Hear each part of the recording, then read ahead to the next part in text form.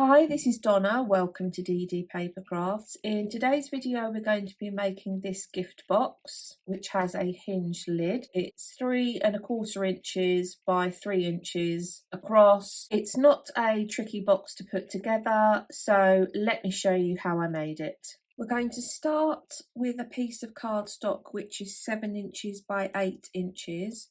And along the 7-inch side, score at 1 3/4, 3½, and 5¼ You'll need a pencil and a ruler. Along the top 8-inch side, make a faint pencil mark at every 2 inches. So 2, 4, 6. Move down to the first score line and make a pencil mark at 1, 3, 5, and 7. Move down to the second score line and make a pencil mark at 2, 4, and 6. Move down to the last score line and make a pencil mark 1, 3, 5, and 7. Finally, move down to the bottom edge of the cardstock and make a pencil mark at 2, 4, and 6. Take your stylus and your ruler, and we're basically going to create diagonal score lines in both directions, which are going to run from the top edge of the cardstock down through the pencil marks on our score lines. So you can start from any position. I'm going to start on this right hand one. So line my stylus up with a pencil line. Get my ruler lined up so that it runs through the pencil mark on the first score line down to the outer edge of the next score line.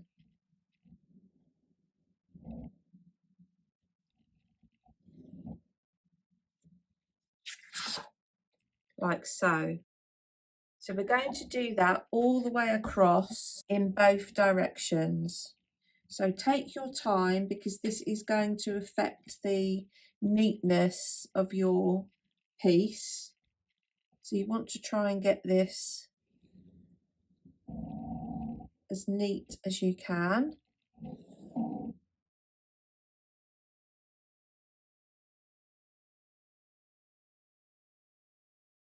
Just going to rotate and run from the opposite direction.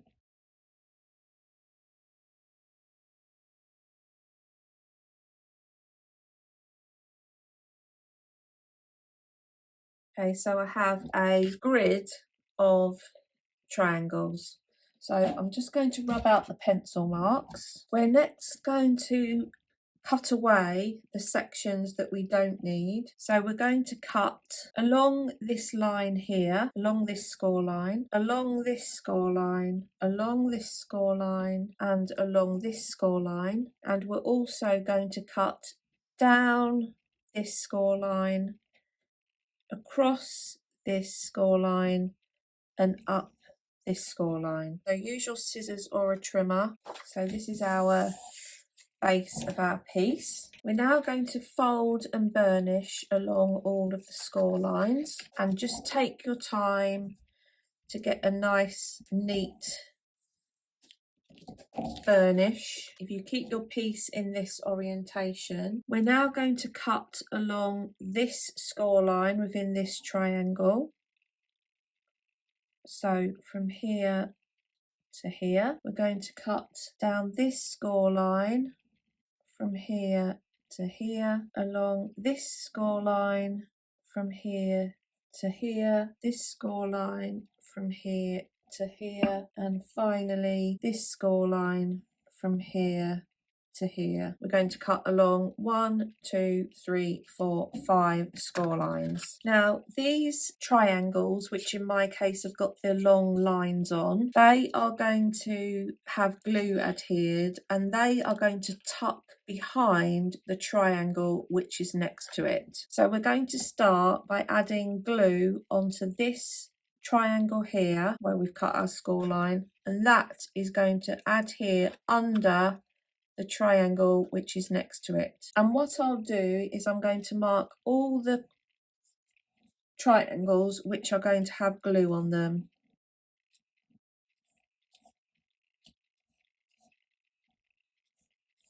So I'm going to start with this one first. So make sure you get your glue right up into the corners. So this is going to tuck behind this triangle here, like so. I'm going to flip that over and burnish that down. Sure, that's nice and neat. And now we've added that one in, we can work our way around the edges on all of the triangles which have got crosses in, tucking them behind the next triangle. So I'm going to start with this one. So this is going to sit behind, move around to the next one. Bring the next triangle around and over. Obviously, if you do find if your top edges don't line up quite as they should, you can trim that after. Move round to the next one and then move round to the last one, which is coming in from this direction. So there we have our little Geoball, which sits on one of the sides like so. You obviously could have that just as that and have it as a little treat box. You don't need to add the lid. You can make these bigger. The key thing you want to make sure is you'll have the same layout with the triangles that we've already used. But each of your triangles, you need to make sure that the length of the sides of the triangle are all the same. We're going to make the lid now, and that's obviously entirely optional.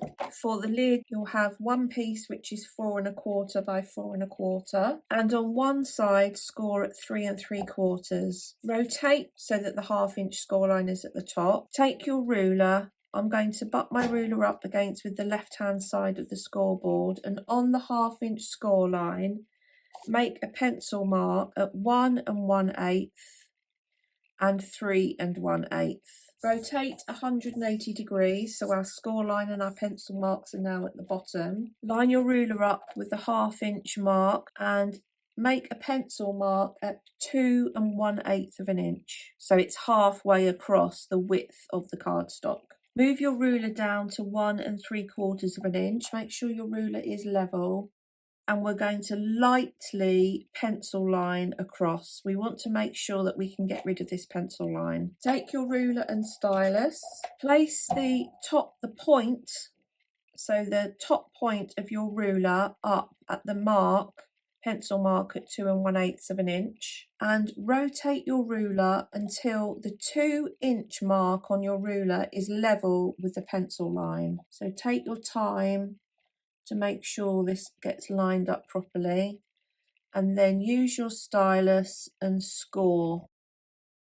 So we've got a score line here. I'm going to do the same on this side. So I've got my ruler point, the top corner of my ruler lined up with the pencil mark, and rotate until the ruler is on the pencil line at 2 inches and score. And then we're going to score from the ends of the score lines that we've just made down to the pencil line on the bottom score line. So I'm going to line my stylus up and score. Do the same on this side. So if you measure each of the lines that we've made, you should find that they are all 2 inches long. I'm going to get rid of the pencil mark. Now we're going to create our glue tab. So either with your trimmer or with your scissors, we're going to cut approximately 1/2 inch away from the score lines. This bottom portion here is going to form the hinge, and these are going to form the tabs which are going to sit inside the lid.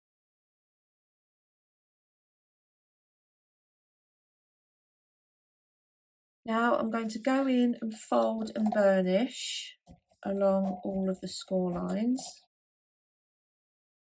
And I'm taking the fold out to the outer edges of the cardstock.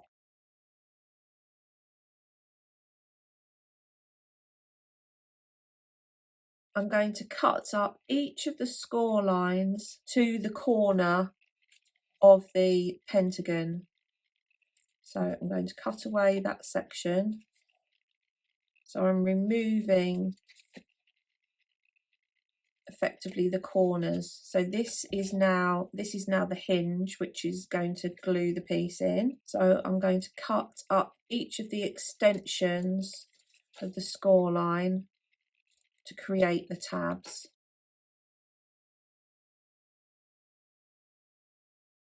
So this is the lid for our box. So the lid is going to sit in like so. Once you've made your lid, before you glue the lid in, you might want to fold under the tabs and on some scrap cardstock, draw around this shape, because you can then use that, maybe cut down each side by 1/8 of an inch, and that can then be used as a template for your DSP for your lid. So the first thing I'm going to do is put some finger notches into these side sections here. So I can't get my punch in this way, so I'm just going to put it on its side.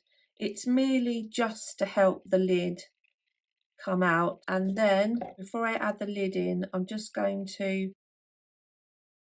sharpen the angles for this back piece, because this needs to slot in between the triangle. You want to make sure that your score lines are not impeding the score lines of the triangle at all. Add glue to the hinge. So you want to make sure that your score line is sitting just above the back edge, like so.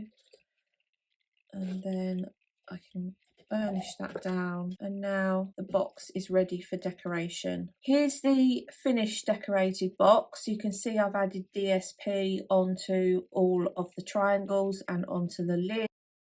I did for the lid make the template as I indicated in the video, and then cut approximately 1/8 of an inch off of each of the sides. For the DSP for the triangles, I had a piece of cardstock which was 1 3/4 by 1 1/2. I've measured 7/8 of an inch across on the 1 3/4 inch side and scored upwards. I've then put my ruler on the bottom left and the bottom right hand corners and rotated it until the 1 3/4 inch mark hit the pencil line. So you might want to use that as your starting point on some scrap, lay that against the triangle, see whether you like the look of that, and then adjust the triangle as you choose, but that will give you a starter for 10. I'm really happy with how this box has come out. It's actually come together easier and quicker than I had anticipated. Please hit the thumbs up button if you've enjoyed today's video.